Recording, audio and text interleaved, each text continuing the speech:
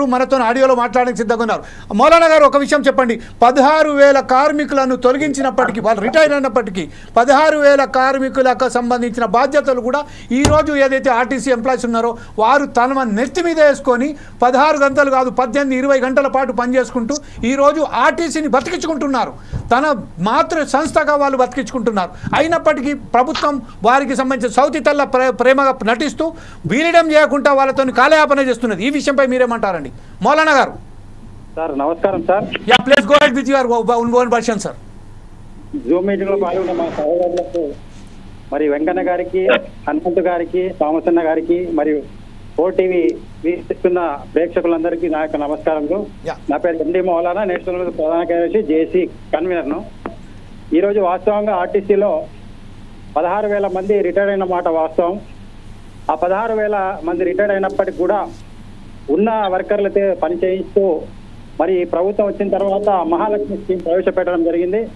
ఆ మహాలక్ష్మి పథకం కూడా మరి 48 గంటల్లోనే ఎంత పని ఒత్తిడికి గురైనా ఎంత భారమైనా ప్రభుత్వం చేపట్టింది కాబట్టి దాన్ని ప్రిస్టేజ్ తీసుకొని ఈరోజు కాంగ్రెస్ ప్రభుత్వం ప్రవేశపెట్టిన దానికి కార్మికులు 100కి 100 పాళ్ళు మరి సక్సెస్ చేసిన మాట వాస్తవం.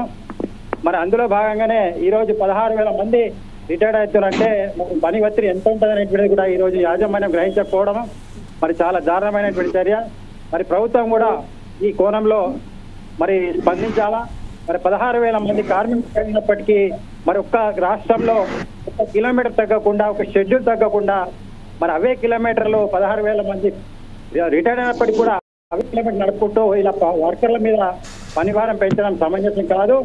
అందుకే మేమేంటంటే ఒక జేఏసీగా ఏర్పడి మరి ఒక కార్మికుల పక్షాన కార్మికులు ఎదుర్కొంటున్న పనిభారాన్ని కానీ వేధింపులు కానీ ఈ మానుకోవాలనే ఉద్దేశంతో ఒక జేఏసీగా ఏర్పడి పోరాటం చేయాలనే ఉద్దేశంతో ఈరోజు మేము ముందుకు రావడం జరిగింది. ఈరోజు వాస్తవంగా 4 మాసాల అయినా కానీ ఈరోజు కాంగ్రెస్ ప్రభుత్వం కానీ మేనేజ్మెంట్ కానీ స్పందించకపోవడం చాలా దారుణము.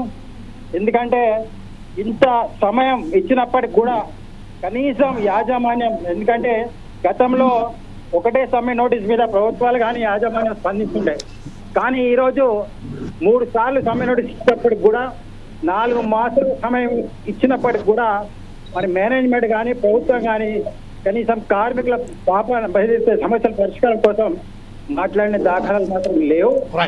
దయచేసి ఇప్పటికైనా నేను కాంగ్రెస్ ప్రభుత్వాన్ని కానీ యాజమాన్యాన్ని కోరుతా ఉన్నా. ఎందుకంటే ఆర్టీసీ కార్మికులు చాలా దారుణమైన పరిస్థితిలో ఉన్నారు. మీకు ఎందుకంటే 100కి 100 పాళ్ళు మీ ప్రభుత్వం రావడానికి సహకరించారు. ఎందుకంటే గత ప్రభుత్వం ఆర్టీసీ కార్మికులు వేధించింది కాబట్టి